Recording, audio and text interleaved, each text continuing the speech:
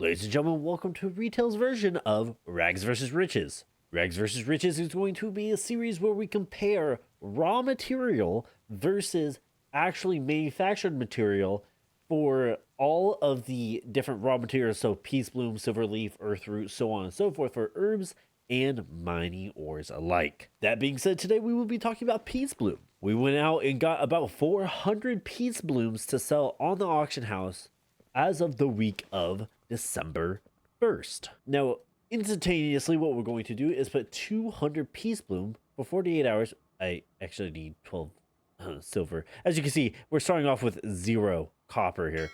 We're just gonna warband us some money. Okay, I warband one gold because might as well. What we're going to do is 48 hours. That's how long it has for 200 Peacebloom to sell. So let's just buy that. Okay. And then now, we're going to talk about inscriptioning. What we're going to do is inscription 200 Peacebloom, mill all 40, and see exactly how much pigment we can get. Now I do want to see something because they now have the housing dye pigment underneath classic inscription. And actually, I think this is under all... No, it's not under all of them. Under classic inscription, I'm going to see whether or not we can actually get white pigment made for this. So we're going to create the last 10 as white pigment. We're just going to see whether or not we can sell these on the auction house because it looks like they sell for 70 each. So if we sell 70 of or 11 of them, it's going to be 770 gold, which is actually kind of nice. We can mill one more Peacebloom here. And then we'll get into doing Moonglow ink itself. Now, I have been running around Elwyn Forest for about 2 hours, give and take. That not only is for the 400 Peacebloom, but for 400 Silverleaf and 400 Earthroot as well. But we'll get into those another day. Going back into the inscriptioning, what we're going to do is make all pigments into Moonglow ink. Now, while these are getting made, what I would love to say is that what I'm going to do for this challenge is get variations of a lot of different things to see whether or not they actually still sell. The point of this series is to see whether or not classic items are still useful in modern day World of Warcraft. Make sure you guys do your trading posts as well, just so you guys know. Now, I did go to the auction house. I did do a scan of everything just to make sure that everything still is pretty much up to date. Now, with the add-on of TSM TradeSkillMaster, that is correct, TradeSkillMaster, then what we can do is see exactly how much everything costs as of about an hour ago. We can get assorted glyphs. Let's see exactly which one we get when we research Moonglowing. If I'm not mistaken, we research... Ooh. Okay. Researching, I believe, used to... Oh, here it is. Glyph of Spectral Wolf. Sells for about 8. Regional average about 34. You know what? Let's make one of those bad boys. I'm gonna make 3 more glyphs, assorted glyphs. And then what we're also going to do is whatever glyphs we have, we will then... Or whatever glyphs we get, we will then get it so that way we can use them. So... Foul, Inspired,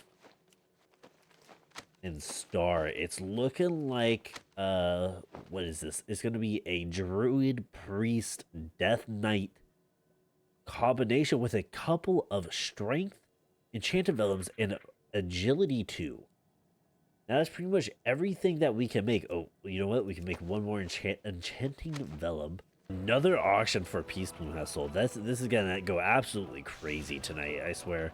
Now, like I said, we're gonna give everything 48 hours to actually sell. All we have to do from here on out is wait about 2 days. So I'll see you on Thursday, which is about 48 hours. Folks, we are back with Raw versus Refined. 24 hours later, then when we posted the auctions, we will see whether or not Raw won or Refined won. Of course, we had it up for 48 hours, but after looking at the mailbox this morning, out of 9 stacks of items, 6 of them sold, 3 of them didn't. The 3 that didn't sell were scents on the gold if I had to be real with you, so it wouldn't have made a difference, especially at this rate. Peacebloom is still selling absolutely insane. I'll get into the numbers here shortly. Forewarning though, this is going to flashbang you. All right, folks, let me break it down for you. Peacebloom is getting sold for 8 gold, 76 silver per Peacebloom. We sold 200 Peacebloom. That means we got 1,752 gold. Auction house cut is 87 gold, 60 silver, making it 1,664 gold with 40 silver. We then got everything in, I mean everything, that we fully did with the Peacebloom. Milled it down, refined it, gave it everything we had. And it only came out to 750 gold. I want to put this in your head though. Dollars are gold, pennies are silver. That's the only way I could really make it work so it looked correct. Now, if we take this to the list on the right hand side, we have raw versus refined, the variation, and the winner. Raw did win with 1,664 gold, 40 silver, while refined only made 750 gold. That being said, 914 of it was the variation of raw versus refined. Now, I really do hope you enjoyed that. And to make it clear, we're actually going to open the mailbox right now.